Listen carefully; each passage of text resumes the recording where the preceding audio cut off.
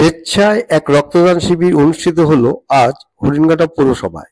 এদিন স্বেচ্ছায় এই রক্তদান শিবিরে মোট ৭৮ জন রক্তদাতা রক্তদান করেন। রক্তদান শিবিরের আয়োজনে ছিলেন হরিণঘাটা পৌরসভা, নদিয়া জেলা পরিষদের কর্মাধ্যক্ষ দেবাশিস গাঙ্গুলি, হরিণঘাটা পৌরসভা পৌর প্রধান দেবাশিস বসু, হরিণঘাটা পৌরসভার ভাইস চেয়ারম্যান সঞ্জীব রাম, বিশিষ্ট সমাজসেবী উত্তম সাহা, হরিণঘাটা পঞ্চায়েত সমিতির সভাপতি কামাল উদ্দিন মণ্ডল, হরিণঘাটা পঞ্চায়েত সমিতি পূর্ত ও পরিবহন কর্মদক্ষ নারায়ণ চন্দ্র দাস এবং বিশিষ্ট ব্যক্তিবর্গরা এই অনুষ্ঠানে উপস্থিত হয়েছিলেন।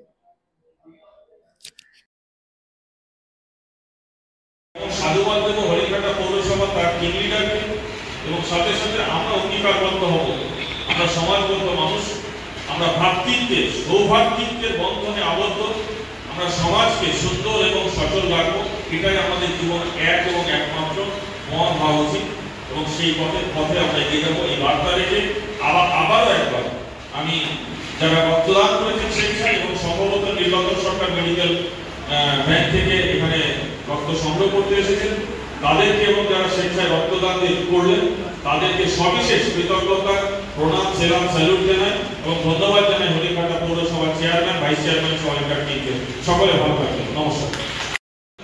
রক্তদান মহাদান, আমাদের এক ফোঁটা রক্ত মৃত্যুর পথগামী একজন মানুষকে জীবন দান করতে সাহায্য করে। আজ হরিণঘাটা পৌরসভার উদ্যোগে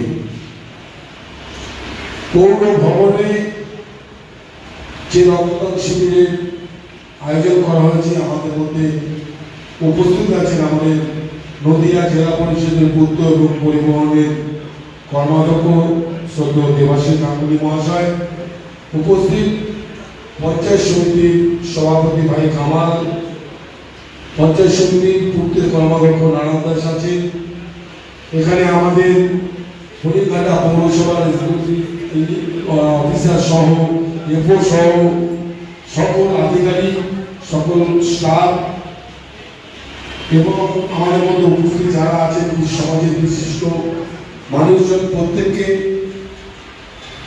হরিণঘাটা পৌরসভা এবং আমার পক্ষ থেকে বাংলা নতুন বছরের প্রীতি, শুভেচ্ছা, অভিনন্দন এবং বড়দের আমার প্রণাম।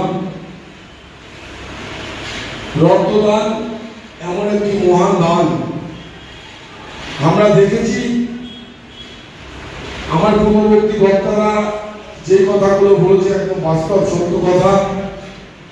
আমরা আগে কিন্তু এগুলো দেখতে পাইনি। 2011 সালের আগে যে বিভিন্ন সরকারি প্রতিষ্ঠান, পঞ্চায়েত সমিতি, পৌরসভা, জেলা পরিষদ, পুলিশ প্রশাসন এবং বিভিন্ন সরকারি অফিস যে রক্তদানের মতো এবং বিভিন্ন সমাজের বিভিন্ন সামাজিক অনুষ্ঠানে তারা তাদের পার্টিসিপেশন, কিন্তু রাজ্যের মাননীয় মুখ্যমন্ত্রী মমতা বন্দ্যোপাধ্যায় 2011 সালে বাংলার ক্ষমতায় আসার পরে আমরা দেখেছি আজকে শুধু ক্লাব বা স্বেচ্ছাসেবী সংস্থা না, এই ধরনের রক্তদান, স্বাস্থ্য শিবির, সচেতনতা শিবির এবং সমাজের বিভিন্ন পিছিয়ে পড়া মানুষদের বিভিন্ন রকম ভাবে সাহায্যের হাত বাড়িয়ে দেওয়া শুধু পৌরসভা বা পঞ্চায়েত বা জেলা পরিষদের শুধু প্রশাসনিক কাজ না, সামাজিক যে দায়বদ্ধতা সেটাও কিন্তু সরকারি